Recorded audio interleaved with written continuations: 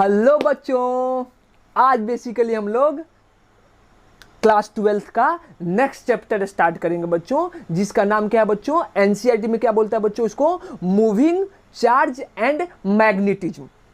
Clear बच्चों? ये chapter क्या होगा? चैप्टर को हम लोग बोलेंगे मैग्नेटिज्म एंड मैटर।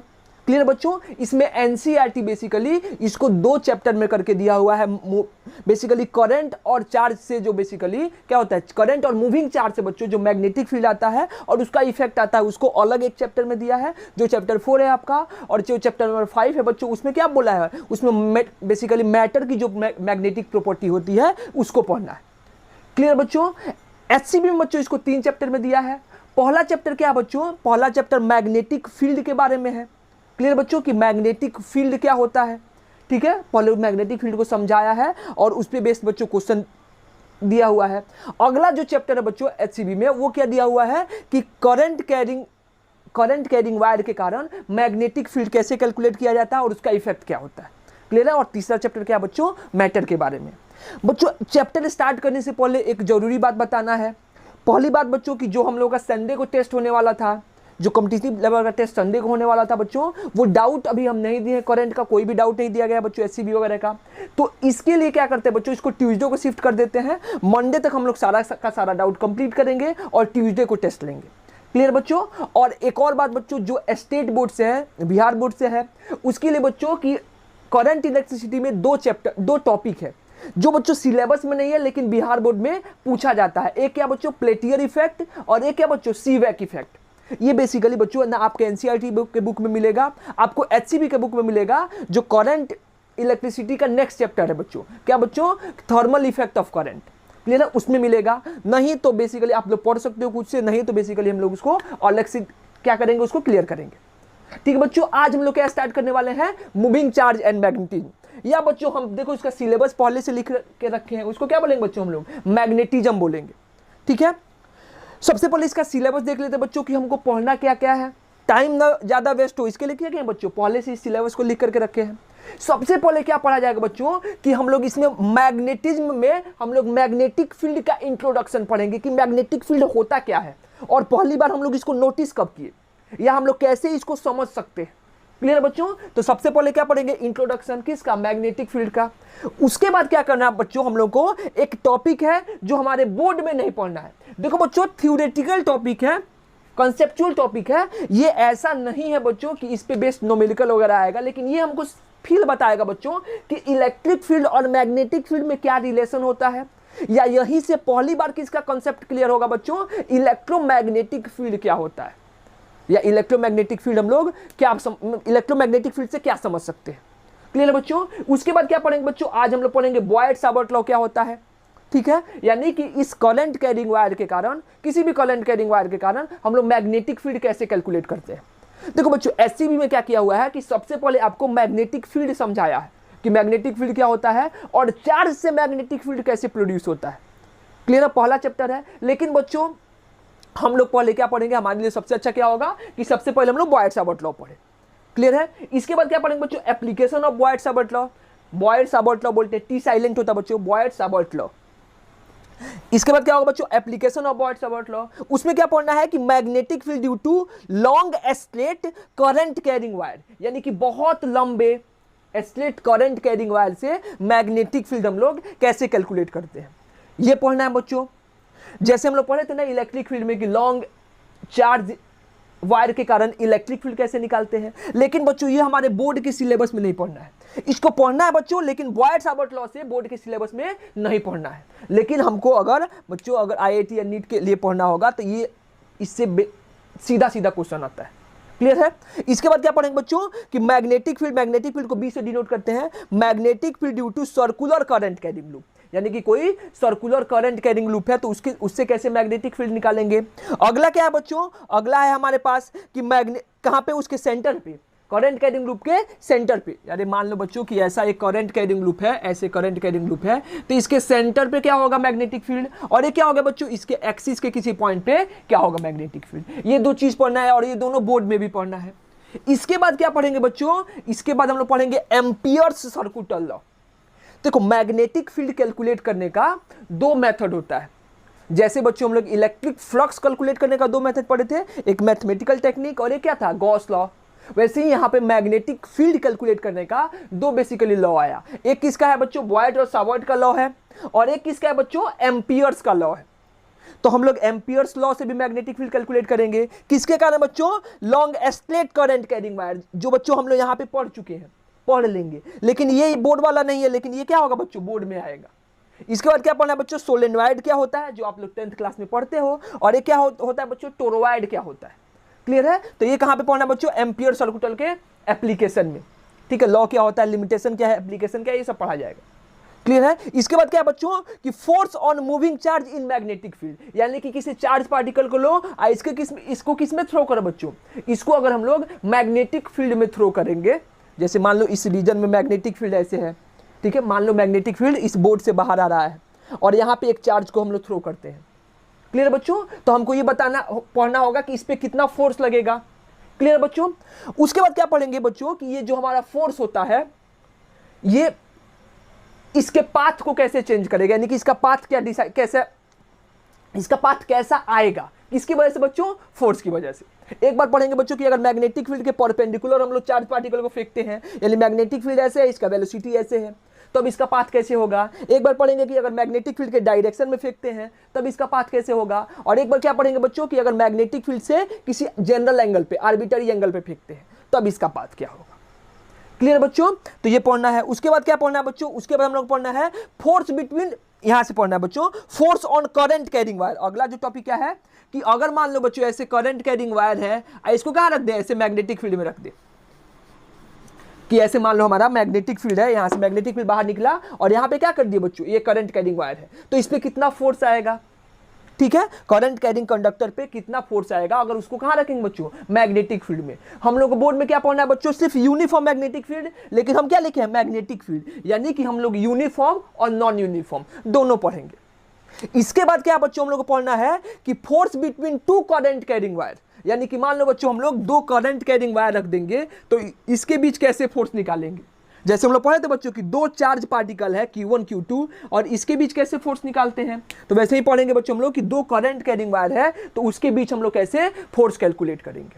क्लियर हुआ बात। इसके बाद क्या पढ़ना है बच्चों, इसके बाद पढ़ेंगे लोग formal definition of 1 ampere current. देखो बच्चों हम लोग 1 एम्पियर करंट को पहले पढ़ चुके हैं कि क्या होता है, कैसे डिफाइन किया जाता है, लेकिन यहाँ पे हम लोग करंट के बेसिकली किसके टर्म में, फोर्स वगैरह के टर्म में, मैग्नेटिक फील्ड के टर्म में इसको देखेंगे कि फॉर्मल डिफिनीशन क्या होता है। इसके बाद क्या बच्चों, साइक्लोट्रॉन, जो हमारे बोर्ड के सिलेबस से हट चुका है इस साल के लिए।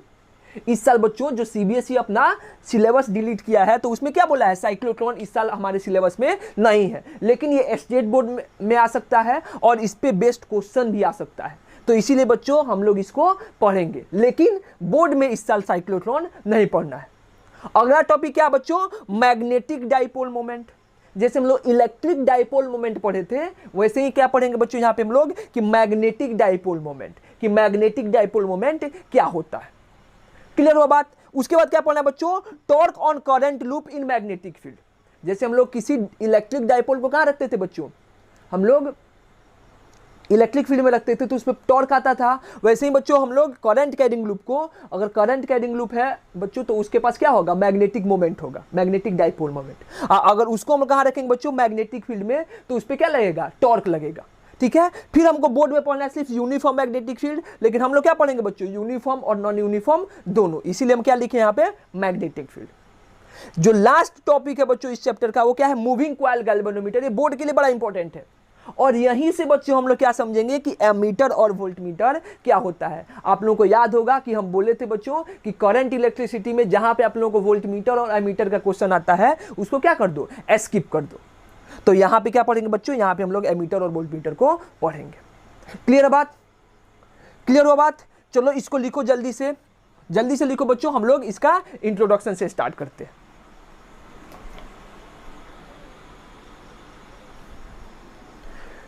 डन हो गया, हो गया बच्चों, मिटा दे इसको। चलो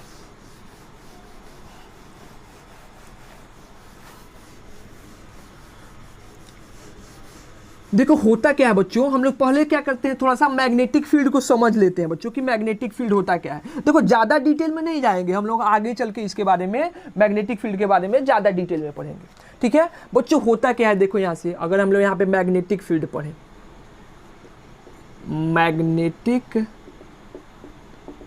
फील्ड अगर पढ़ें तो क्या होगा मैग्नेटिक फील्ड। तो देखो बच्चों हम लोग करते क्या है, या बच्चों हमको समझाया कैसे जाता है, ठीक है, किसी बुक में देखोगे कहीं पे भी देखोगे तो ऐसे ही समझाया जाता है कि एज्यूम कर लो बच्चों कि हमारे पास यहाँ पे एक वायर है, कैसा भी वायर ले सकते हो, करंट कैरिंग वायर। मान लो एक वायर है, ऐसे एक तार है जिससे कितना करंट जा रहा है बच्चों, आई करंट जा रहा है। और इससे हम क्या करें बच्चों, यहाँ से किसी जनरल डिस्टेंस आर पे, यहाँ से कुछ डिस्टेंस आर पे क्या करें बच्चों, एक चार्ज पार्टिकल को रख दें। चार्ज पार्टिकल क्या है, क्यू। तो ये बताओ बच्चों, ये बताओ कि इस चार्ज पार्टिकल पे कितना फोर्स लगेगा। आप बता सकते हो। चलो क्वेश्चन है आपका कि एज्यूम करो कि हमारे पास क्या है, एक ऐसे वायर है, करंट कैरिंग वायर, जिससे कितना करंट जा रहा है बच्चों, आई करंट जा रहा है। और इससे किसी जनरल डिस्टेंस आर पे एक चार्ज पार्टिकल है क्यू।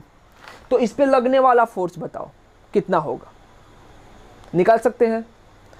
कितना होगा बच्चों, इस पे लगने वाला फोर्स कितना होगा, 0। अरे क्यों नहीं 0 होगा बच्चों, अरे देख ले भाई, ये मान लो कंडक्टर हो गया, ठीक है, इसको एक बैटरी से कनेक्ट कर दो, ऐसे ही ना किया होगा कैसे, ठीक है, ये कंडक्टर है, ये बैटरी भी है, तो इससे क्या होगा, करंट जाएगा कि नहीं, करंट आ ही जाएगा। अब एक कंडक्टर है तो कंडक्टर क्या होता है, न्यूट्रल होता है, अभी न्यूट्रल है, ठीक है, तो इस पे नेट चार्ज कितना है, 0। और मान लो यहाँ से क्या होगा, यहाँ से किसी जनरल डिस्टेंस आर पे यहाँ पे क्यू दिया हुआ है। हमको ये सारी कहानी क्या कर दी गई है, मिटा दी गई है। हमको सिर्फ क्या दिया हुआ कि ऐसे कंडक्टर है, अब इतना मोटा कंडक्टर कौन दिखाएगा, तो इसके लिए क्या कर दिया बच्चों, ऐसे वायर दिखा दिए, और वायर से किसी जनरल डिस्टेंस पे क्या रख दिए, क्यू। तो इसके बीच लगने वाला फोर्स कितना होगा, 0। क्यों बच्चों, क्योंकि कंडक्टर के पास क्या होता है, जितना प्रोटॉन होता है उतना ही क्या होता है, इलेक्ट्रॉन होता है। इलेक्ट्रॉन भले ही क्या हो रहा है बच्चों, इलेक्ट्रॉन यहाँ पे मूव कर रहा है, लेकिन अगर कितना भी छोटा क्रॉस सेक्शन लोगे तो उस क्रॉस सेक्शन में क्या होगा बच्चों, जितना वहां पे पॉजिटिव चार्ज होगा उतना ही क्या होगा, निगेटिव चार्ज होगा, जिसकी वजह से इस दोनों के बीच लगने वाला इलेक्ट्रोस्टैटिक फोर्स क्या होगा, 0। तो इसीलिए क्या बोले बच्चों कि इस पे लगने वाला फोर्स क्या होगा, 0। क्लियर है बच्चों, क्लियर हुआ बात, ऑब्वियस सी बात है। यानी कि अगर कोई करंट कैरिंग वायर है, वायर समझ में आया, उस छोटे से वायर के टुकड़े को ही हम लोग क्या लिए हैं, कंसीडर किए हैं। ये कैसे इसके अंदर करंट आया ये अब हम लोगों को नहीं समझना है, बस हमको क्या दे देगा बच्चों, अब दे देगा ये करंट आया। करंट कैसे आया, क्यों आया, ये हम लोग पिछले चैप्टर में पढ़े हैं कि करंट कैसे आया, क्यों आया, इसका रीजन क्या है।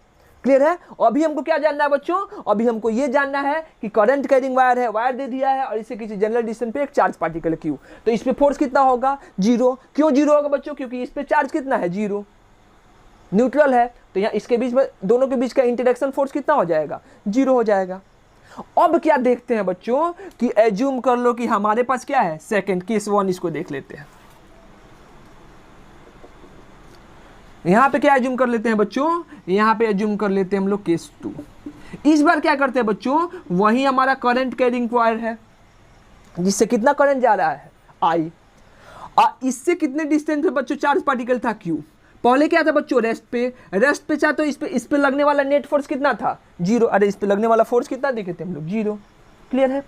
अब क्या करते हैं कि इसको थोड़ी सी स्पीड दे देते हैं, थोड़ा सा हम लोग इसको स्पीड दे दिए, मान लो कितना स्पीड दे दिए अभी, यानी इसको ऐसे फेंक दिए करंट के डायरेक्शन में। तो बच्चों अगर इस पे नेट फोर्स 0 रहता तो ये हमारा कैसे जाता बच्चों, इसका पाथ कैसे होना चाहिए था, सीधा होना चाहिए था। अरे कोई फोर्स नहीं लगेगा तो वेलोसिटी चेंज होगा नहीं, तो जैसा हमारा वेलोसिटी का डायरेक्शन था वैसा ही डायरेक्शन रहेगा और मैग्नीट्यूड भी क्या रहेगा, सेम रहेगा। लेकिन क्या ऐसा प्रैक्टिकली होता है, रियलिटी में क्या ऐसा होता है, बिल्कुल नहीं। क्या होता है बच्चों, हम देखते क्या है कि ये चार्ज पार्टिकल सीधा ना जाकर के क्या होता है, ऐसे बेंड करने लगता है, इस पाथ पे जाता है। ये वाला पाथ क्या हो जाता है बच्चों, इस पाथ पे नहीं जाता है, ऐसे बेंड होकर के जाने लगता है। इसका मतलब क्या हुआ बच्चों, अगर कोई भी पार्टिकल जिसके पास कुछ स्पीड है वो अपने डायरेक्शन को चेंज कर रहा है, डायरेक्शन ऑफ मोशन को चेंज कर रहा है, इट मीन्स कि वहां पे क्या लग रहा है बच्चों, वहां पे कोई ना कोई फोर्स लग रहा है। इसका मतलब क्या हो बच्चों कि यहाँ पे कोई ना कोई फोर्स लग रहा है। अगर बच्चों यहाँ पे फोर्स नहीं लगता तो क्या होता, जैसा हमारा चार्ज पार्टिकल को फेंके थे, चार्ज पार्टिकल क्या हो जाएगा, वैसा ही सीधे जाएगा। लेकिन ऐसा प्रैक्टिकली नहीं हो रहा है।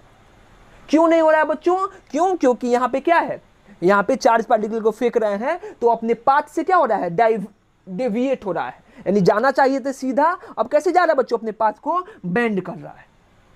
तो हमको ये बताना है बच्चों, तो हमको ये समझना है कि ये फोर्स आया कहां से, कौन सा फोर्स है। तो बच्चों हम क्या समझ सकते हैं कि अगर मान लो कि ये समझते कि ये इलेक्ट्रोस्टैटिक फोर्स है या इलेक्ट्रिक फोर्स है, तो हम ये जानते हैं कि नहीं बच्चों कि जो इलेक्ट्रिक फोर्स है या इलेक्ट्रोस्टैटिक फोर्स है वो क्या करता है, वो किसी चार्ज पे हमेशा फोर्स लगाता है, आइदर चार्ज रेस्ट पे हो और चार्ज मूव कर रहा हो। यानी कि इस इलेक्ट्रोस्टैटिक्स, अगर ये इलेक्ट्रोस्टैटिक्स फोर्स होता तो इलेक्ट्रोस्टैटिक्स फोर्स बेसिकली फोर्स लगाने में, या इलेक्ट्रिक फील्ड यहां पे प्रेजेंट होता तो इलेक्ट्रिक फील्ड चार्ज पार्टिकल पे फोर्स लगाने में भेदभाव नहीं करता है। अगर चार्ज पार्टिकल रुका होता तो भी फोर्स लगाता और चार्ज पार्टिकल मूव कर रहा होता तो भी फोर्स लगाता। लेकिन हम क्या देखें बच्चों कि अगर चार्ज पार्टिकल रेस्ट पे है तो फोर्स कितना है, 0, और चार्ज पार्टिकल मूव कर रहा है तो कुछ ना कुछ फोर्स है। इसका मतलब क्या हुआ बच्चों कि यहां पे इलेक्ट्रिक फील्ड तो नहीं है, यही ना कंसीडर कर सकते हैं बच्चों कि यहां पे इलेक्ट्रिक फील्ड नहीं है। इसका मतलब क्या हुआ कि यहां पे कोई दूसरा फील्ड है। यहां पे क्या समझेंगे बच्चों कि यहां पे कोई दूसरा फील्ड है जो क्या कर रहा है बच्चों, यहां पे फोर्स लगा रहा है। यहां पे कोई दूसरा फील्ड है जो क्या कर रहा है बच्चों, फोर्स लगा रहा है। ठीक है, वैसा फील्ड है जो क्या कर रहा है बच्चों, जो रेस्ट पे चार्ज है उस पे फोर्स नहीं लगा रहा है। कम फोर्स लगा रहा है जब चार्ज पार्टिकल मूव कर रहा होता है। तो क्या समझते हैं बच्चों, क्या बोलते हैं कि यहां पे एक फील्ड है बच्चों, जिस फील्ड का क्या बोलते हैं बच्चों हम लोग, मैग्नेटिक फील्ड। पहले के जमाने में बच्चों इसको क्या बोलते थे हम लोग, मैग्नेटिक इंडक्शन।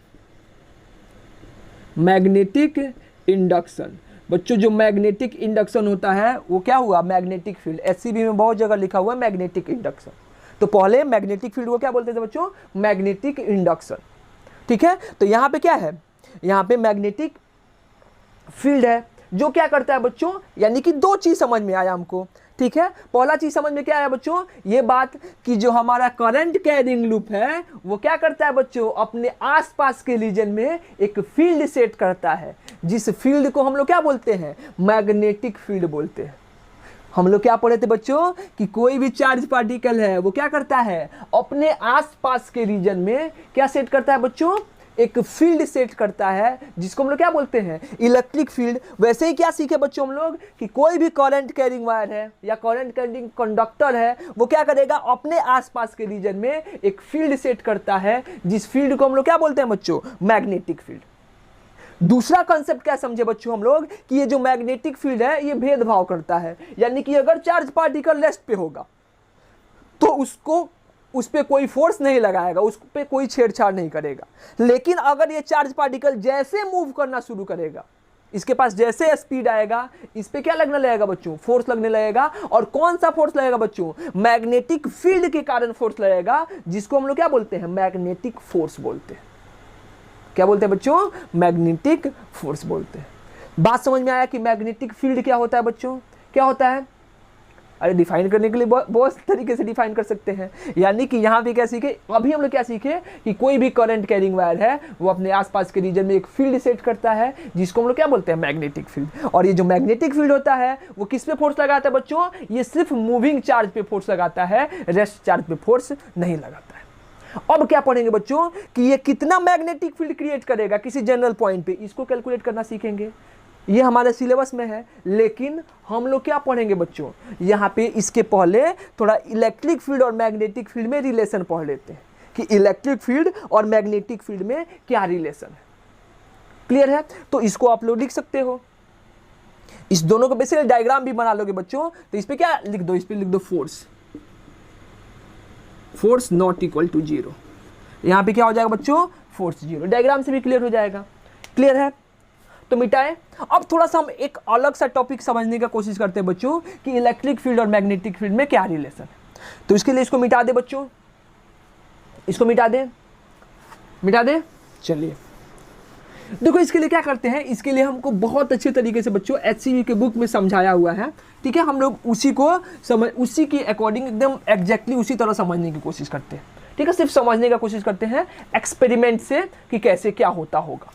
अच्छा ये एज्यूम करो बच्चों, फॉर एग्जाम्पल लिख लो, टॉपिक लिखना चाहते हो तो रिलेशन बिटवीन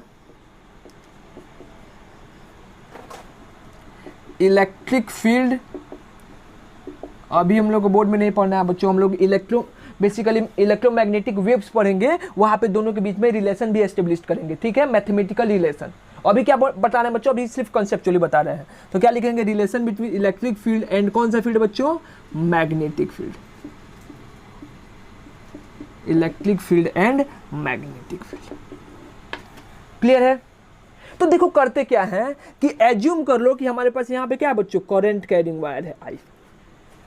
क्लियर है। यहाँ पे क्या करते हैं बच्चों, यहाँ पे एक आदमी को बैठा दिए, इस आदमी का नाम क्या है, राम। क्लियर है बच्चों, क्लियर है। अब ये राम क्या देख रहा है बच्चों, ये राम को जमीन पे बैठा के रखे हैं और यहाँ पे क्या है, एक चार्ज पार्टिकल है क्यू, उसको क्या कर दिए, उसको v स्पीड से ऊपर फेंक दिए, ऐसे v स्पीड से ऊपर फेंके। तो क्या होगा, इस राम को क्या दिखेगा जो जमीन पे बैठा है, क्या दिखेगा बच्चों, कि जो हमारा चार्ज पार्टिकल है वो क्या दिखेगा, जो वो सीधे ना जा करके किधर जाएगा बच्चों, उसको क्या दिखेगा कि हमारा चार्ज पार्टिकल किधर जा रहा है, ये वाले पाथ पे जा रहा है, यानी कि अपने पाथ से क्या हो रहा है बच्चों, डेविएट हो रहा है। किसकी वजह से बच्चों, ये हम जानते हैं, अभी पढ़े हैं कि करंट कैरिंग वायर अपने आसपास के रीजन में क्या करेगा, एक फील्ड सेट करेगा जिसको मैग्नेटिक फील्ड बोलते हैं, और ये मैग्नेटिक फील्ड इस पे फोर्स लगाएगा जिसकी वजह से क्या करेगा, ये अपने डायरेक्शन से डेविएट होगा। क्लियर है, ये मैग्नेटिक फोर्स। यानी ये क्या बोलेगा बच्चों, ये जो राम से पूछा जाए कि ये बताओ बच्चों, ये जो हमारा चार्ज पार्टिकल है क्यू, वो डेविएट क्यों हो रहा है, किसकी वजह से डेविएट हो रहा है बच्चों, अगर इसको v स्पीड से फेंकते हैं तो किसकी वजह से, मैग्नेटिक फोर्स की वजह से, जो क्या कर रहा है बच्चों, इस मूविंग चार्ज पार्टिकल पे फोर्स लगा रहा है। बात समझ में आया बच्चों, क्लियर हुआ बात। अब क्या करते हैं, अब थोड़ा सा हम लोग यहाँ पे गेम खेलते हैं या थोड़ा सा इसको और कॉम्प्लिकेटेड करते हैं। तो अब क्या कर देते हैं बच्चों, अब कर देते हैं यहाँ पे एक हम लोग लिफ्ट ले लेते हैं या एक बैलून ले लेते हैं। ऐसे एज्यूम कर लो कि ये हमारे पास क्या है, ऐसा एक बैलून है, गुब्बारा, जो कहाँ जाता है बच्चों, ऊपर उड़ता है। अब तुम लोग ज़्यादा अच्छे से ड्रॉ कर सकते हो। क्लियर बच्चों, ये हमारा गुब्बारा हो गया। इसमें क्या करते हैं, इसमें बच्चों हम लोग श्याम को बैठा देते हैं। इसके अंदर कौन है, श्याम है। और वो क्या हो रहा है बच्चों, जैसे ये चार्ज पार्टिकल मूव कर रहा है ऊपर v स्पीड से, ये भी क्या करेगा बच्चों, इसको भी हम लोग मूव करा देते हैं। कितने स्पीड से बच्चों, v की स्पीड से। क्लियर है, इसको भी क्या करते हैं हम लोग, v स्पीड से मूव करा देते हैं। ठीक है। तो अगर बच्चों, अगर हम श्याम से पूछे कि ये बताइए श्याम, इस चार्ज पार्टिकल का स्पीड कितना है, यानी कि ये चार्ज पार्टिकल रेस्ट पे है कि मूव कर रहा है, तो ये बताओ बच्चों, ये श्याम क्या बताएगा, श्याम के रेस्पेक्ट में इस चार्ज पार्टिकल का वेलोसिटी कितना होगा, 0 होगा। क्यों बच्चों, क्योंकि अरे रिलेटिव का कंसेप्ट आ गया, जितने वेलोसिटी से हमारा चार्ज पार्टिकल ऊपर मूव करेगा उतने ही वेलोसिटी से या स्पीड से क्या हो रहा है, हमारा जो ये श्याम है गुब्बारे के साथ क्या जा रहा है, ऊपर जा रहा है। यानी कि इसके रेस्पेक्ट में, श्याम के रेस्पेक्ट में इस चार्ज पार्टिकल का स्पीड कितना होगा, 0। लेकिन अगर श्याम से बोले बच्चों कि ये बताओ श्याम, ये चार्ज पार्टिकल सीधा जा रहा है कि दूर जा रहा है, तो इसको क्या लगेगा कि नहीं सर, ये बताएगा कि नहीं सर, ये चार्ज पार्टिकल है वो मेरे से दूर जा रहा है, ऊपर नहीं, इधर दूर जा रहा है। क्यों, क्योंकि दोनों बच्चों साथ साथ ऊपर जाएंगे, साथ साथ ऊपर जाएंगे, तो जैसे ये ऊपर चलेगा वैसे ये भी ऊपर चलेगा, तो इसको क्या लगेगा कि ये इससे दूर जा रहा है, ऊपर ना जाके इससे अलग हो रहा है। तो इसको क्या लगेगा बच्चों, अगर इससे हम लोग इस पार्टिकल का एक्सीलरेशन निकाले इस डायरेक्शन में, ये हॉरिजॉन्टल डायरेक्शन में, तो क्या आएगा, उतना ही आएगा जितना अगर इसके रेस्पेक्ट में निकाले। या बस ये समझ लो कि अगर इससे पूछे बच्चों कि इसको कितना फोर्स लगा ये वाला डायरेक्शन में, तो कितना आएगा, जितना इसके कारण इसको फोर्स दिखेगा उतना ही क्या होगा बच्चों, श्याम को फोर्स दिखेगा। ठीक है, क्लियर हो रहा बात। पहला क्या था बच्चों, एक बार और बता रहे, ठीक है, धीरे धीरे समझने की कोशिश करो। पहला क्या है बच्चों कि हम लोग राम को रखो, श्याम नहीं है, राम कहाँ पे है, जमीन पे बैठा हुआ है। ठीक है, यहाँ पे करंट कैरिंग वायर है, और क्या किया बच्चों, चार्ज पार्टिकल को v स्पीड से फेंक दी। तो क्या होगा बच्चों, ये चार्ज पार्टिकल सीधे न जाकर के इधर क्या करेगा, डेविएट होगा। किसकी वजह से डेविएट होगा बच्चों, इससे पूछा जाए किसकी वजह से डेविएट हुआ, तो क्या बोलेगा बच्चों कि यहाँ पे मैग्नेटिक फील्ड था जो क्या लगाया, मैग्नेटिक फोर्स लगाया। क्लियर बच्चों, ये क्या बोलेगा कि मैग्नेटिक फील्ड था, मैग्नेटिक फोर्स लगाया, जिसकी वजह से क्या होगा, ये डेविएट होगा। अब क्या करते हैं बच्चों, एक दूसरे आदमी को लेके आते हैं, श्याम को, उसको एक बैलून के अंदर रख दिए, बेसिकली वो जो हमारा पैराशूट टाइप का होता है जो ऊपर लेकर के जाता है, उसको क्या कर दिए, उसको v स्पीड दे दिए। तो ये क्या करेगा, ये भी ऊपर जाएगा, कितने स्पीड से, v स्पीड से, जितना स्पीड से हमारा चार्ज पार्टिकल जा रहा था। तो इस अगर श्याम से पूछे कि श्याम बताओ ये चार्ज पार्टिकल रेस्ट पे है कि मूव कर रहा है, तो ऑब्वियस ही बातें कहेगा रेस्ट पे। क्यों, क्योंकि दोनों पे रिलेटिव का क्वेश्चन लगाओ, रिलेटिव इसका भी इसका भी, तो इसके रेस्पेक्ट में इसका स्पीड कितना हो जाएगा, 0। तो इसको क्या लगेगा कि ये चार्ज पार्टिकल किधर है, दूर जा रहा है। अब दूर क्यों जा रहा है बच्चों, क्योंकि इस पे फोर्स लग रहा है।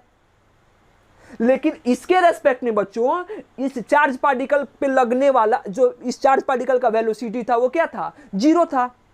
तो हम क्या समझे, हम ये समझे हैं कि मैग्नेटिक फील्ड जो होता है वो सिर्फ किस पे फोर्स लगाता है, वो सिर्फ और सिर्फ मूविंग चार्ज पे फोर्स लगाता है। तो अगर इसके रेस्पेक्ट में, श्याम के रेस्पेक्ट में, क्लियर बच्चों, श्याम के रेस्पेक्ट में अगर क्या होगा, इस चार्ज पार्टिकल का वेलोसिटी 0 है, तो इस पे मैग्नेटिक फोर्स तो नहीं लग सकता है। किसके रेस्पेक्ट में, इस एस के रेस्पेक्ट में, श्याम के रेस्पेक्ट में। इसका मतलब क्या हुआ, इसका मतलब कोई और फोर्स है। ये क्या बोलेगा बच्चों, ये बोलेगा इलेक्ट्रोस्टैटिक फोर्स है, यानी कि इलेक्ट्रिक फील्ड के कारण फोर्स है। क्यों, क्योंकि इलेक्ट्रिक फील्ड भेदभाव नहीं करता है, वो मूविंग चार्ज पे भी फोर्स लगाता है और रेस्ट पे भी है तो भी फोर्स लगाता है।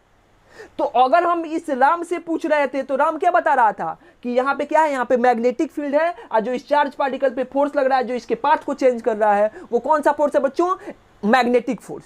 अगर श्याम से पूछे बच्चों, अगर हम लोग श्याम से पूछे तो श्याम क्या बोल रहा है बच्चों, श्याम से बोल रहा है कि चार्ज पार्टिकल रेस्ट पे है और इस पे फोर्स लग रहा है जिसकी वजह से ये दूर जा रहा है। और वो कौन सा फोर्स है बच्चों, इलेक्ट्रोस्टैटिक फोर्स, यानी कि यहाँ पे कौन सा फील्ड है, इलेक्ट्रिक फील्ड है। तो यहां से कंक्लूजन क्या निकला बच्चों, यहां से कंक्लूजन ये निकला कि जो इलेक्ट्रिक फील्ड और मैग्नेटिक फील्ड है वो अलग अलग चीज नहीं है। हम क्या पढ़ेंगे बच्चों, ये एक ही एस्पेक्ट्स के दो अलग अलग एंटिटीज हैं, ये एक ही चीज के दो अलग अलग रूप है। जो किस पे डिपेंड करता है बच्चों, देखने वाले के फ्रेम पे डिपेंड करता है। ठीक है बच्चों, तो हम लोग क्या बोल सकते हैं बच्चों कि यहाँ पे इलेक्ट्रिक फील्ड और मैग्नेटिक फील्ड मत बोलो, यहाँ पे क्या बोलेंगे बच्चों कि यहाँ पे कौन सा फील्ड है, यहाँ पे इलेक्ट्रोमैग्नेटिक फील्ड है। मैग्नेटिक फील्ड क्या बोलेंगे बच्चों, विथ रेस्पेक्ट टू क्या, राम कौन सा फील्ड है बच्चों, electric field, sorry magnetic field, magnetic field. With respect to क्या बच्चों, विथ रेस्पेक्ट टू श्याम कौन सा फील्ड है बच्चों, इलेक्ट्रिक फील्ड। यानी कि किस पे डिपेंड कर रहा है बच्चों, ये डिपेंड कर रहा है देखने वाले के फ्रेम पे। यानी क्या बोले बच्चों कि जो हमारा इलेक्ट्रोमैग्नेटिक फील्ड होता है वो क्या होता है, वो कॉम्बिनेशन होता है किसका बच्चों, इलेक्ट्रिक फील्ड और मैग्नेटिक फील्ड दोनों का क्या होता है, कॉम्बिनेशन। यानी कि अगर कहीं बोला गया है बच्चों कि यहाँ पे इलेक्ट्रोमैग्नेटिक फील्ड है, तो इसे हम लोग क्या समझ सकते हैं कि वहां पे या तो इलेक्ट्रिक फील्ड होगा या फिर क्या होगा बच्चों, या फिर वहां पे मैग्नेटिक फील्ड होगा। क्लियर है बात, क्लियर है। तो यही क्या हुआ बच्चों, यही रिलेशन हुआ कि ये मत समझो कि इलेक्ट्रोमैग्नेटिक फील्ड क्या होता है, ये बेसिक सा कॉन्सेप्ट था बच्चों। आई थिंक आप लोगों को समझ में आया होगा। जल्दी से बस सिर्फ डायग्राम लिख के इसको नोट करो कि बच्चों जब भी आप नोट्स देखोगे तो आपको क्या हो जाएगा, आपको ये सारी चीजें फील हो जाएंगी। ठीक है, इसके बाद हम लोग क्या शुरू करते हैं, अपना बोर्ड का टॉपिक बॉयट-सावर्ट लॉ, कि बॉयट-सावर्ट लॉ क्या बोलता है।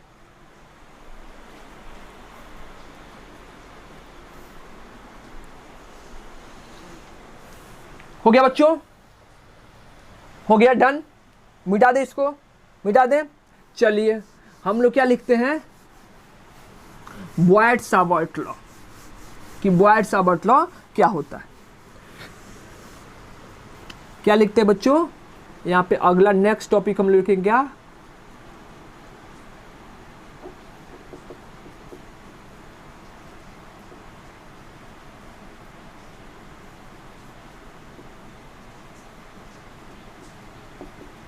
Boyd-Savart law.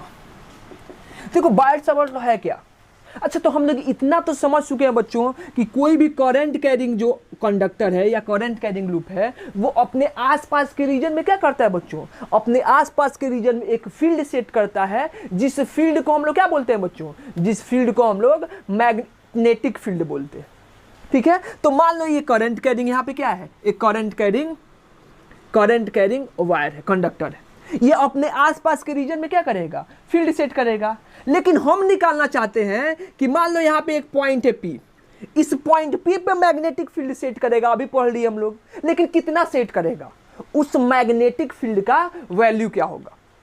ये करंट कैरिंग जो वायर है, करंट कैरिंग वायर, जिससे करंट कितना जा रहा है बच्चों, जिससे करंट जा रहा है I, करंट कितना फ्लो हो रहा है, I करंट फ्लो हो रहा है, ये क्या करेगा, अपने आसपास के रीजन में मैग्नेटिक फील्ड सेट करेगा, ये हम लोग पढ़ चुके हैं, लेकिन कितना सेट करेगा। ठीक है, ये कौन बताएगा, तो ये बच्चों कोई नहीं बताएगा, अभी कोई नहीं बता सकता है, या ऐसा कोई लॉजिक नहीं है, या ऐसा कोई अभी तक रूल नहीं पढ़े कि जिससे हम लोग डायरेक्ट किसी करंट कैरिंग कंडक्टर के कारण किसी जनरल पॉइंट P पे क्या निकाल लें, हम लोग मैग्नेटिक फील्ड निकाल लें। लेकिन बच्चों ये बॉयड-सावर्ट का जो लॉ है वो क्या बताता है, वो बताएगा कि ये पूरे वायर के लिए नहीं बच्चों, लेकिन अगर यहाँ पे हम छोटा सा एक सेक्शन कंसीडर करें, जिसको क्या बोलते हैं बच्चों, DL, और इससे कितना करंट जा रहा है बच्चों, I, तो इसको क्या बोलेंगे बच्चों, आइडियल, और इस आइडियल को क्या बोलेंगे बच्चों, करंट एलिमेंट, इसको लिख लेना बार बार, इसको क्या बोलेंगे बच्चों, करंट एलिमेंट। एक छोटा सा एलिमेंट कंसीडर करेंगे DL, उससे करंट जा रहा है I, अगर पूरे वायर से बच्चों I करंट जाएगा तो इस छोटे से एलिमेंट से भी कितना करंट जाएगा, I करंट जाएगा। तो हम क्या करेंगे, हमको ये निकालना होगा, या हम ये निकालेंगे, इस छोटे से करंट जो एलिमेंट IDL से है उसको क्या बोलेंगे हम लोग, उसको हम लोग करंट एलिमेंट बोलेंगे। क्या बोलेंगे बच्चों, करंट एलिमेंट। और ये वेक्टर क्वांटिटी होता है, जो करंट एलिमेंट है वो वेक्टर क्वांटिटी है, और इसका डायरेक्शन किधर लेंगे बच्चों, करंट के फ्लो के डायरेक्शन में, कि जोन से डायरेक्शन में हमारा करंट फ्लो करेगा। क्लियर हो बच्चों, यानी कि करंट एलिमेंट क्या होता है कि किसी भी करंट कैरिंग कंडक्टर से अगर छोटा सा एक एलिमेंट लेंगे DL लेंथ का, तो ये जो IDL मिलेगा हमको, उसी को क्या बोलेंगे, करंट एलिमेंट। ये एक वेक्टर क्वांटिटी है, और इसका डायरेक्शन किधर होता है बच्चों, इसका डायरेक्शन करंट के फ्लो के डायरेक्शन में होता है। क्लियर है बात। तो ये बॉयड-सावर्ट लॉ क्या बोलता है बच्चों, इस पूरे इंटायर वायर के कारण मैग्नेटिक फील्ड नहीं बताएगा, लेकिन किसके लिए बताएगा, अगर यहां पे हम एक छोटा सा करंट एलिमेंट कंसीडर करें, क्या करें बच्चों, अगर यहां पे हम लोग एक छोटा सा अगर करंट एलिमेंट कंसीडर करें IDL, तो इसके कारण क्या करेगा बच्चों, इसके कारण इस पॉइंट P पे क्या निकाल देगा, मैग्नेटिक फील्ड बता देगा। ठीक है, हम एज्यूम कर लो इस करंट एलिमेंट से कितना एंगल बनाया है, थीटा, और कितने डिस्टेंस पे है, R डिस्टेंस पे है। क्लियर है, तो इसके कारण, इस करंट एलिमेंट के कारण किसी जनरल पॉइंट P पे क्या निकाल सकते हैं हम लोग, मैग्नेटिक फील्ड निकाल सकते हैं। किसका यूज करके बच्चों, बॉयड-सावर्ट लॉ का यूज करके। क्लियर हो बात क्लियर है बच्चों, क्लियर है मिटाए। तो हम लोग क्या निकालेंगे, हम लोग को बॉयड-सावर्ट लॉ क्या बताता है कि ये छोटे से एलिमेंट के लिए निकालता है। अब इसको इंटीग्रेट कर देना, इसको ऐड कर देंगे ऐसे बहुत सारे एलिमेंट को, तो हमको क्या मिल जाएगा, पूरा इंटायर वायर के लिए मिल जाएगा। ठीक है, तो अभी हम किसके लिए निकालेंगे, एक छोटे से एलिमेंट जिसको क्या बोलेंगे, IDL। क्लियर है, तो क्या बोला जाता है बच्चों, हमसे बोला जाएगा कि magnetic field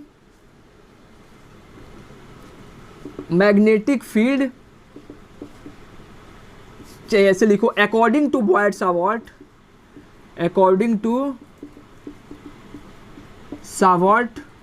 magnetic field due to a small current element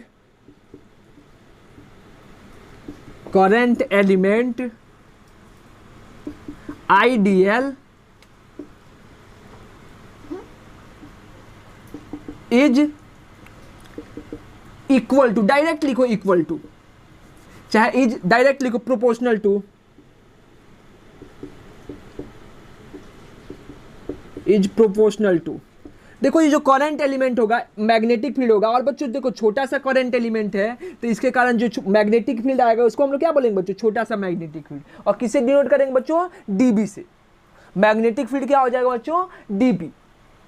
अगर मैग्नेटिक फील्ड बड़ा मैग्नेटिक फील्ड रहता पूरे वायर के लिए तो उसको B से लिखते हैं, लेकिन यहाँ से क्या बोलता है कि बॉयड-सावर्ट लॉ बोलता है कि कोई भी हमारे पास एक छोटा सा करंट एलिमेंट है IDL, इसके कारण किसी जनरल पॉइंट P पे जो मैग्नेटिक फील्ड होता है वो किसके प्रोपोर्शनल होता है बच्चों, सबसे बड़ी पहली बात IDL के प्रोपोर्शनल होता है।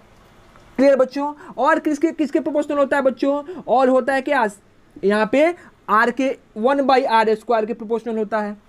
और क्या बोले बच्चों, और हम लोग बोल सकते हैं किसके प्रोपोर्शनल होता है, और यहाँ पे देखा जाए तो साइन थीटा के प्रोपोर्शनल होता है, where theta is the angle between क्या बच्चों, आईडीएल और क्या आर। ये आईडीएल और आर के बीच का क्या है, एंगल है। आईडीएल और आर के बीच का एंगल है क्या, साइन थीटा। अगर तीनों के तीनों इक्वेशन को बच्चों अगर कंबाइन करके लिखें तो यहां से क्या लिख सकते हैं बच्चों कि डीबी जो हमारा है मैग्नेटिक फील्ड, वो किसके प्रोपोर्शनल हो जाएगा बच्चों, वो हो जाएगा कितना, आईडीएल इंटू कितना, साइन थीटा डिवाइडेड बाई क्या हो जाएगा बच्चों, आर स्क्वायर।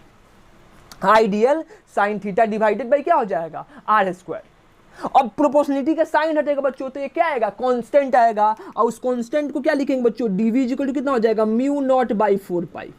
ये कांस्टेंट क्या होता है बच्चों, म्यू नॉट बाई 4 पाई। ये क्या हो गया, IDL sine theta divided by कितना, are square.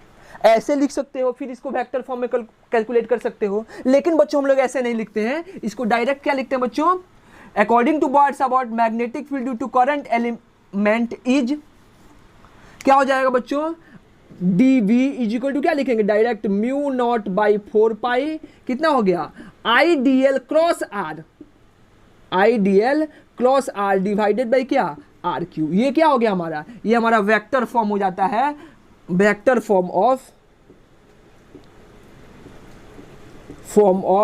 Magnetic field. Magnetic field का क्या हो गया, वेक्टर फॉर्म। ये क्या हो गया, ये डायरेक्ट लिखो, यानी कि बॉयड-सावर्ट लॉ का के यूज करके हम लोग किसी छोटे से करंट एलिमेंट आईडीएल के कारण किसी जनरल पॉइंट पी जो आईडीएल से कितने डिस्टेंस पे है, आर डिस्टेंस पे, और एंगल कितना है बच्चों, थीटा है, हम लोग क्या लिख सकते हैं, हम लोग मैग्नेटिक फील्ड लिख सकते हैं, डीवी इक्वल टू कितना, डीवी इक्वल टू लिख सकते हैं mu naught by 4 pi IDL cross R divided by कितना, आर क्यू। क्लियर बच्चों। अब इसको थोड़ा आगे हम लोग सॉल्व करते हैं और उसके बाद क्या बता देते हैं, उसके बाद हम बता देते हैं बच्चों कि ये कैसे प्रोपोर्शनल था, जैसे हम लोग बता दिए थे। चलो इसको सॉल्व करेंगे बच्चों। तो यहाँ पे अगर इसको स्केलर फॉर्म में लिखना होगा तो डीबी इक्वल टू क्या हो जाएगा बच्चों, म्यू नॉट बाई क्या 4 pi IDL R sine theta divided by कितना हो गया, आर क्यू। अब बच्चों आर क्यू से ये कितना हो जाएगा, आर स्क्वायर, यानी कि डीवी कितना हो गया, mu naught by 4 pi IDL sine theta divided by कितना, आर स्क्वायर। ये क्या हो गया बच्चों, ये हमारा बॉयड-सावर्ट लॉ का स्केलर फॉर्म हो गया। ठीक है, तो ये क्या हो गया, बॉयड-सावर्ट लॉ। ठीक है, वेयर, यहां पे क्या लिखेंगे बच्चों, यहां पे लिखो where mu naught by 4 pi कितना हो जाएगा बच्चों, कांस्टेंट है, और कांस्टेंट का वैल्यू कितना हो जाएगा 10 to the power 7। Mu naught by 4 pi कितना हो जाएगा 10 टू द पावर 7। और यहाँ पे लिख देना एसआई यूनिट, अभी यूनिट निकालना सिखाएंगे बच्चों, इसका कुछ ना कुछ यूनिट होगा, क्या यूनिट होगा अभी निकालना सिखाएंगे। तो म्यू नॉट बाई 4 पाई कितना हो जाएगा बच्चों, इसका वैल्यू कितना हो जाएगा 10 टू द पावर -7 हो जाता है। क्लियर है, ये बहुत छोटा सा यूनिट, बेसिकली बहुत छोटा क्वांटिटी होता है मैग्नेटिक फील्ड। मैग्नेटिक फील्ड का मैग्नेटिक परमिबिलिटी बोलते हैं। वेयर म्यू नॉट को क्या बोलेंगे बच्चों, यहां म्यू नॉट क्या हो जाएगा, मैग्नेटिक परमिबिलिटी। जैसे एप्सिलॉन होता था बच्चों मैग्नेटिक इलेक्ट्रिक परमिटिविटी, इसको क्या बोलते हैं बच्चों, मैग्नेटिक परमिबिलिटी। ठीक है बच्चों, ये म्यू नॉट बाई 4 पाई जो होता है वो क्या होता है, बहुत छोटा वैल्यू होता है 10 के पावर -7। 1/4 पाई एप्सिलॉन नॉट याद है आपको, इलेक्ट्रोस्टैटिक्स में आया था, वो क्या होता है, बहुत बड़ा वैल्यू होता था बच्चों, उसका वैल्यू कितना होता था 9 × 10 के पावर कितना 9। क्लियर है बच्चों। आईडीएल क्या हो गया, करंट एलिमेंट अभी बताए हैं, और साइन थीटा क्या हो जाए बच्चों, एंगल बिटवीन क्या आईडीएल और आर। साइन थीटा क्या हो गया, angle between IDL cross R. अब बच्चों ये देखो मैग्नेटिक फील्ड अगर वेक्टर क्वांटिटी है, यहां से प्रोपोर्शनलिटी भी देख सकते हैं कि डीबी किसके प्रोपोर्शनल हो गया 1/r² के। यहां से देख लो कि जो हमारा मैग्नेटिक फील्ड है डीबी किसके प्रोपोर्शनल हो जाएगा 1/r²। डीबी किसके प्रोपोर्शनल हो जाएगा बच्चों, आईडीएल, और डीबी किसके प्रोपोर्शनल हो जाएगा बच्चों, साइन थीटा, जो हम लोग पहले लिखे थे। क्लियर है। अब इसका बच्चों डायरेक्शन भी हम लोग निकाल सकते हैं यहां से। अब डायरेक्शन कैसे निकलेगा यहाँ पे, क्योंकि मैग्नेटिक फील्ड वेक्टर क्वांटिटी है, तो कैसे निकालेंगे बच्चों, ये हमारा राइट हैंड थंब रूल या right hand screw rule, cross product का जैसे हम लोग डायरेक्शन निकालते थे वैसे ही निकालेंगे, सिंपल सा है। कैसे निकलेगा बच्चों, आइडियल क्रॉस आर। सबसे पहले क्या करो, आइडियल के डायरेक्शन में कि क्या रखो, राइट हैंड के हाथ को रखो। अब देखो आइडियल के क्रॉस में या तो ऐसे रख सकते हैं बच्चों, या फिर क्या रख सकते हैं, ऐसे रख सकते हैं। क्लियर बात?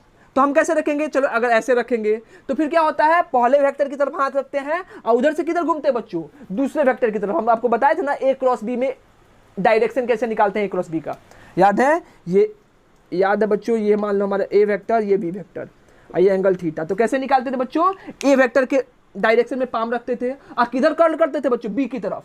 कौन से पाथ से बच्चों, दो पाथ है, एक ये वाला पाथ और एक ये वाला पाथ।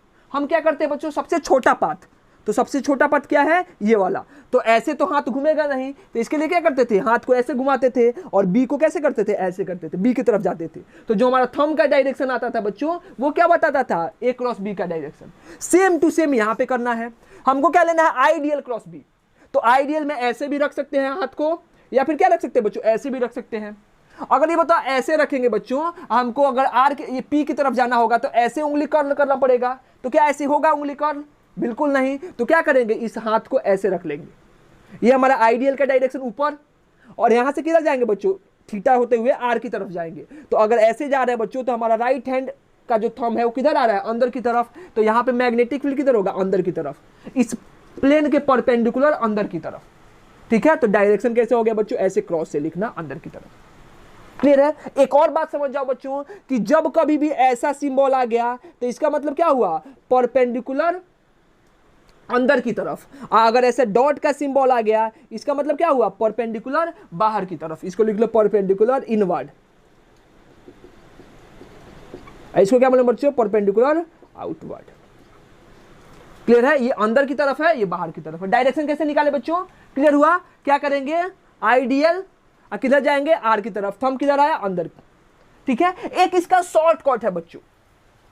क्लियर है? तो अभी शॉर्टकट नहीं बताते हैं, पहले 2-3 क्वेश्चन दे देते हैं बच्चों, आप लोग खुद से भी प्रैक्टिस कर लेना, उसके बाद हम लोग वहां पे शॉर्टकट अप्लाई करके देखेंगे।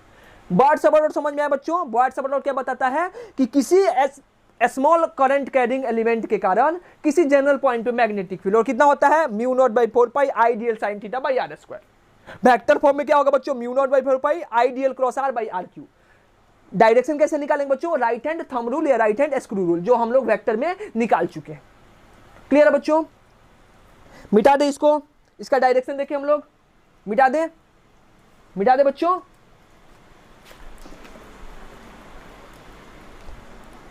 हो गया, चलो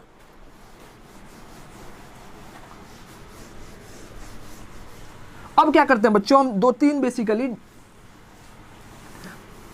क्वेश्चन दे देते हैं जहां पे सिर्फ डायरेक्शन निकालना है। मान लो हमारे पास क्या है, ऐसा कोई करंट कैरिंग वायर है और यहाँ पे क्या है, पी है पॉइंट, वहाँ पे डायरेक्शन निकालो। दूसरा क्या हो गया कि ऐसा करंट कैरिंग वायर है आई, और यहाँ पे क्या निकालो, पॉइंट पी है, मैग्नेटिक फील्ड। अगला क्या है, बोला है बच्चों, हमसे बोल दिया है कि मान लो ऐसे करंट वायर क्या है, अंदर की तरफ, इस बोर्ड के प्लेन के अंदर की तरफ ऐसे वायर रखा हुआ है और डायरेक्ट करंट कैसे जा रहा है बच्चों, अंदर की तरफ। तो इसके लिए यहाँ से पे एक पॉइंट है पी, वहाँ पे मैग्नेटिक फील्ड निकालो। अगला में क्या बोला है बच्चों, अगला में बोला है कि मान लो ऐसे वायर है, ऐसे ही रखा हुआ है, ऐसे ही अंदर, तो करंट लेकिन कैसे आ रहा है बच्चों, बाहर की तरफ। ये डॉट का मतलब क्या हुआ, परपेंडिकुलर बाहर की तरफ। तो इसके लिए यहाँ पे एक पॉइंट है पी, वहाँ पे मैग्नेटिक फील्ड निकालो। निकाल सकते हैं। सबसे पहले हमारा क्या, राइट हैंड थंब रूल, ये हमारा क्या हो जाएगा, ये हो गया मान लो आर। आइडियल किधर होगा बच्चों, करंट के डायरेक्शन में एक छोटा सा एलिमेंट लेंगे, कितना, आइडियल। क्या हो जाएगा बच्चों, देखो आइडियल ऐसे रख सकते हो तो ऐसे हाथ घूमेगा नहीं, तो ऐसे करना पड़ेगा, आइडियल ऊपर, आर इसकी तरफ, आर की तरफ। तो हमारा थंब किधर है, अंदर की तरफ। तो यहाँ पे करंट का डायरेक्शन क्या हो गया बच्चों, अंदर की तरफ। मैग्नेटिक फील्ड का डायरेक्शन, सॉरी ये किसका डायरेक्शन बच्चों, मैग्नेटिक फील्ड का। ठीक है, यहाँ पे भी देखते हैं बच्चों, इस बार करंट ऐसे जा रहा है नीचे की तरफ, आइडियल किधर ले ले, नीचे की तरफ, आइडियल। अब ऐसे लेंगे बच्चों तो ऐसे हाथ हमारा घूमेगा नहीं, क्यों, क्योंकि आर ऐसे है, ऐसे ऊपर हाथ घूमेगा नहीं। ऐसे कर देंगे तो ऐसे हाथ घूमेगा नहीं, तो फिर क्या करना पड़ेगा बच्चों, डायरेक्शन क्या करना पड़ेगा, चेंज करना पड़ेगा। तो करंट एलिमेंट कैसे लेंगे बच्चों, सॉरी ऐसे लो आइडियल और आर की तरफ मूव करो, तो क्या हो जाएगा, करंट का डायरेक्शन किधर है बच्चों, बाहर की तरफ। मैग्नेटिक फील्ड का डायरेक्शन, तो यहाँ पे मैग्नेटिक फील्ड का डायरेक्शन किधर हो जाएगा बच्चों, बाहर की तरफ। एक बार चल देते हैं, यहाँ पे करंट कैसे है बच्चों, ऐसे अंदर जा रहा है, तो आइडियल भी अंदर होगा, तो आइडियल ऐसे अंदर हुआ, और आर कैसे बच्चों, आर ये रहा, तो जैसे ये देख लो, ये आइडियल हमारा ये रहा और पॉइंट है यहाँ पे, तो आइडियल ऐसे है बच्चों, आर को ऐसे जाएंगे अंदर, नहीं, आइडियल ऐसे है और आर कैसे है, यहाँ पे हमारा पॉइंट है, ठीक है। तो आइडियल के डायरेक्शन में ऐसे रखो और मान लो ऐसे अगर उंगली कर्ल करेंगे बच्चों तो ऐसे तो होगा नहीं, तो फिर क्या करना पड़ेगा, आइडियल ऐसे अंदर की तरफ और आर यहाँ पे, पॉइंट यहाँ पे है, तो आइडियल क्रॉस आर, ऐसे जाओगे तो हमारा थंब किधर है, नीचे की तरफ, यानी कि यहाँ पे जो मैग्नेटिक फील्ड का डायरेक्शन है वो किधर होगा बच्चों, नीचे की तरफ। क्लियर है। यहाँ पे देखो, यहाँ पे करंट बाहर आ रहा है तो ऐसे रखेंगे आइडियल के डायरेक्शन में थंब, किसको, पाम को, सॉरी राइट हैंड को। आइडियल ऐसे है तो ऐसे रखो राइट हैंड को और किधर कर्ल करो, आर के डायरेक्शन में, तो मैग्नेटिक फील्ड किधर आएगा, मैग्नेटिक फील्ड किधर आएगा, ऊपर की तरफ। क्लियर है। तो ये क्या हुआ, ये हमारा बेसिकली जो सिंपल सा कॉन्सेप्ट था उसका यूज करके। अब क्या करो बच्चों, अब इसका शॉर्टकट निकालना। सबसे पहले क्या करना, राइट हैंड ले लेना और बच्चों थंब को किधर रखना है, थंब को हमेशा करंट के डायरेक्शन में रखो। ये शॉर्टकट है बच्चों। क्या करेंगे, थंब को किधर रखेंगे, करंट के डायरेक्शन में। इस उंगली को कर्ल करते जाओ, ऐसे घुमाते जाना है, थंब को करंट के डायरेक्शन में रखो और उंगली को ऐसे कर्ल करते जाना है। जो ये हमारा उंगली का जो टिप है, जो ये आउटर पॉइंट है, ये जो डायरेक्शन होगा, ये जो शो करेगा डायरेक्शन को, हमेशा मैग्नेटिक फील्ड क्या होगा बच्चों, उसी के डायरेक्शन में। अगर इससे कंफ्यूजन है आपको बच्चों तो क्या करो, ऐसे से पाम को रखो, करंट के डायरेक्शन में क्या रखो, थंब को रखो और ऐसे पाम को रखो। जिस पॉइंट पे ये पाम जाएगा, मैग्नेटिक फील्ड क्या होगा, इस पाम के, इस फिंगर के क्या होगा, परपेंडिकुलर डायरेक्शन में। तो या तो इस पाम के परपेंडिकुलर डायरेक्शन में रखो या फिर इस उंगली को क्या करो, इसे परपेंडिकुलर बना लो। तो देखो कैसे निकलेगा बच्चों, यहाँ पे देखो तो करंट किधर है, ऊपर, तो थंब को किधर रखेंगे, ऊपर। ऐसे पाम को घुमाते जाओ, यहाँ पे पाम देखो कैसे ऐसे आया, तो पाम के क्या, फिंगर के क्या, परपेंडिकुलर, किधर, अंदर की तरफ। या फिर क्या करो बच्चों, ऐसे घुमाओ और उंगली कर्ल कर लो, तो यहाँ पे उंगली किधर मार रहा है बच्चों, अंदर की तरफ, तो यहाँ पे मैग्नेटिक फील्ड किधर होगा, अंदर की तरफ। क्लियर है। तो ये ज्यादा इजी है, ऐसे हम लोग इजीली निकाल सकते हैं। यहाँ पे देखिए बच्चों, क्या करेंगे, थंब को किधर रखेंगे, करंट के डायरेक्शन में। करंट किधर है बच्चों, नीचे, और ऐसे क्या करो, पाम को रखो तो पाम ऐसे आया, तो इसके पाम के परपेंडिकुलर, फिंगर के परपेंडिकुलर, या फिर क्या करो बच्चों, ऐसे उंगली कर्ल कर लो, तो यहाँ पे उंगली किधर है बच्चों, बाहर की तरफ, यानी कि मैग्नेटिक फील्ड किधर हुआ, बाहर की तरफ। यहाँ पे देखो बच्चों, यहाँ पे क्या करो, यहाँ पे फिर थंब को रखो ऐसे, करंट को, थंब को रखो करंट के डायरेक्शन में।